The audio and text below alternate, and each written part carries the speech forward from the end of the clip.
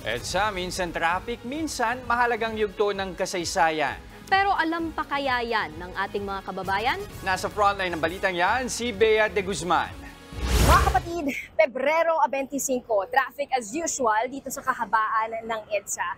Pero espesyal at historical ang araw na ito dahil nga ay ipinagdiriwang natin ang ika-38 anibersaryo ng EDSA People Power Revolution. At nandito tayo ngayon sa mismong EDSA Shrine kung saan simbolo ito ng pagtitipon ng milyong-milyong mga Pilipino noong 1986 para ipaglaban ang demokrasya.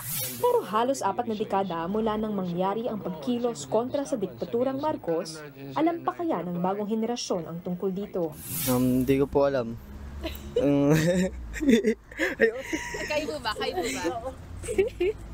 Hindi ko rin po alam eh. Meron namang ibang may idea, pero hindi sure.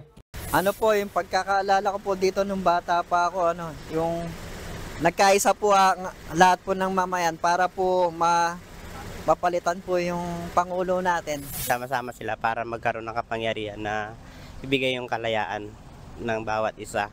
Yung tinatawag na kasarinlan. Si Fritzy Ann naman, kahit 11 years old pa lang, nag-aalap na ang interes sa kasaysayan ng EDSA People Power. Katunayan, magkasama pa sila ng kanyang ina sa pagpunta sa EDSA Shrine para gunitain ang makasaysayang araw. Sila po yung nakasurvive dun sa mga ginawa ni Senior Marcos. Di po natin alam kung mauulit po yung ganon po ulit. Di po natin alam. Ito ang kauna-unahang pagkakataon na hindi idineklarang holiday ng palasyo ang February 25. Noong nakaraang taon, paliwanag ng palasyo, hindi ito isinama sa holidays dahil natapat naman sa linggo na walang trabaho at klase.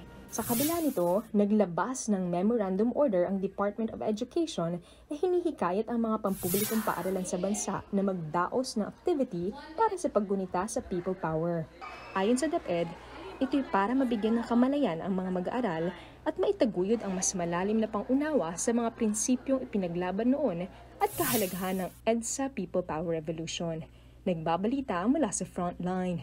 Bea de Guzman, News 5. Mga kapatid, Nikki de Guzman po.